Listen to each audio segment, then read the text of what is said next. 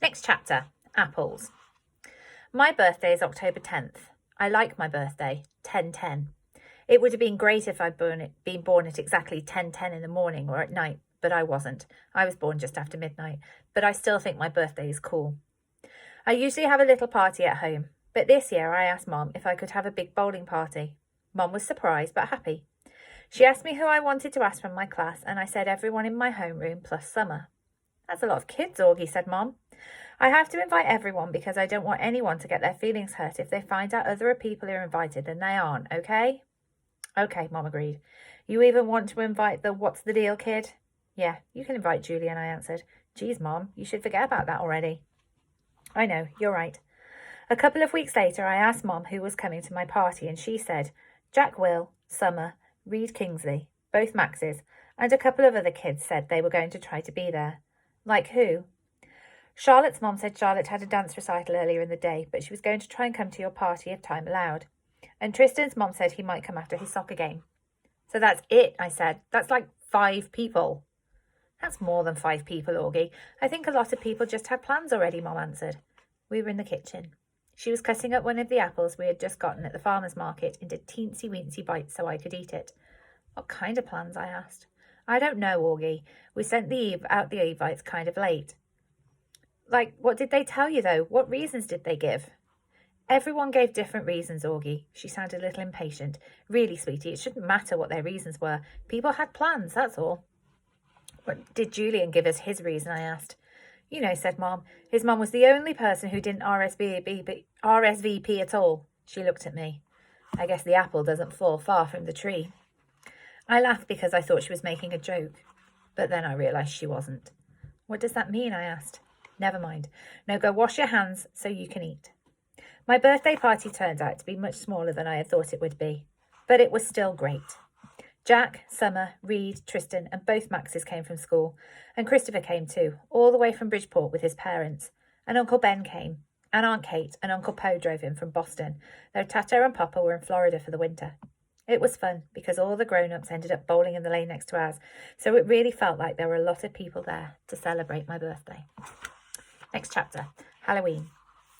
At lunch the next day, Summer asked me what I was going to be for Halloween. Of course, I'd been thinking about it since last Halloween, so I knew right away. Boba Fett. You know you can wear a costume to school on Halloween, right? No way, really? So long as it's politically correct. What, like no guns and stuff? Exactly. What about blasters? I think a blaster's like a gun, Augie. Oh man, I said, shaking my head. Boba Fett has a blaster.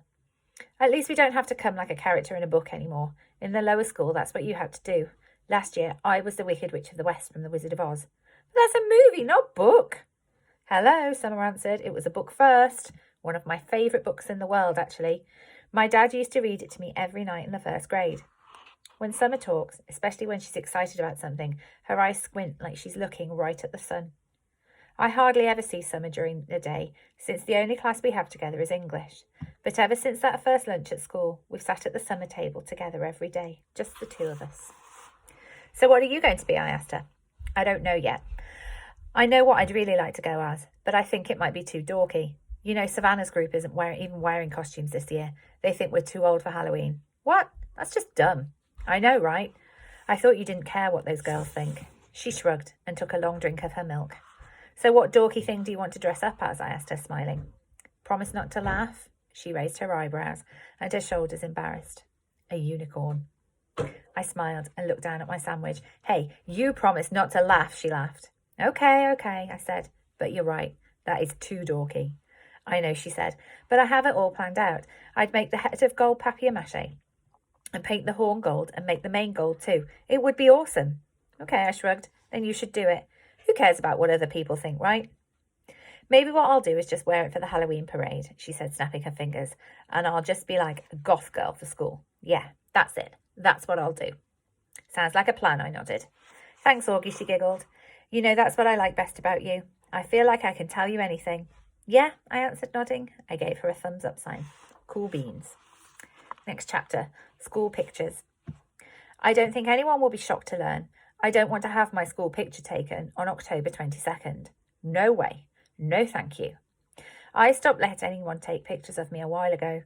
I guess you could call it a phobia. No, actually, it's not a phobia. It's an aversion, which is a word I just learned in Mr. Brown's class. I have an aversion to having my picture taken. There, I used it in a sentence. I thought Mum would try to get me to drop my aversion to having my picture taken for school, but she didn't. Unfortunately, while I managed to avoid having the portrait taken, I couldn't get out of being part of the class picture. Ugh, the photographer looked like he'd just sucked on a lemon when he saw me. I'm sure he thought I ruined the picture. I was one of the ones in the front sitting down. I didn't smile. Not that anyone could tell if I had. Next chapter, the cheese touch. I noticed not too long ago that even though people were getting used to me, no one would actually touch me. I didn't realise this at first because it's not like kids go around touching each other that much in middle school anyway. But last Thursday in dance class, which is like my least favourite class, Mrs. Atanabe, the teacher, tried to make Zamina Chin be my dance partner.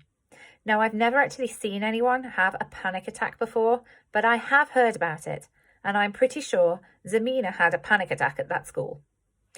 She got really nervous and turned pale and literally broke into a sweat within a minute, and then she came up with some lame excuse about having to go to the bathroom. Anyway, Mrs. Atanabe let her off the hook because she ended up not making anyone dance together. Then yesterday, in my science elective, we were doing this cool mystery powder investigation where we had to classify a substance as an acid or a base. Everyone had to heat their mystery powders on a heating plate and make observations, so we were all huddled around the powders with our notebooks. Now, there were 8 kids in the elective, and 7 of them were squished together on one side of the plate, while one of them, me, had loads of room on the other side. So, of course, I noticed this, but I was hoping Miss Rubin wouldn't notice this, because I didn't want her to say something. But, of course, she did notice this, and, of course, she said something. Guys, there's plenty of room on that side. Tristan, Nino, go over there, she said. So Tristan and Nino scooted over to my side. Tristan and Nino have always been okay nice to me. I want to go on record as saying that. Not super nice, like they go out of their way to hang out with me, but okay nice, like they say hello to me and talk to me like normal. And they didn't even make a face when Miss Rubin told them to come on my side, which a lot of kids do when they think I'm not looking. Anyway, everything was going fine until Tristan's mystery powder started melting. He moved his foil off the plate just as my powder began to melt too, which is why I went to move mine off the plate, and then my hand accidentally bumped his hand for a fraction of a second. Tristan jerked his hand away so fast he dropped his foil on the floor, while also knocking everyone else's foil off the heating plate. "Tristan!" yelled Miss Rubin. But Tristan didn't even care about the spilled powder on the floor, or that he'd ruined the experiment. What he was most concerned about was getting to the lab sink to wash his hands as fast as possible. That's when I knew for sure that this was the thing about that there was this thing about touching me at Beecher Prep. I think it's like the cheese touch in Diary of a Wimpy Kid. The kids in the story were afraid they'd catch cooties if they touched the old mouldy cheese on the basketball court. At Beecher Prep, I'm the mouldy cheese.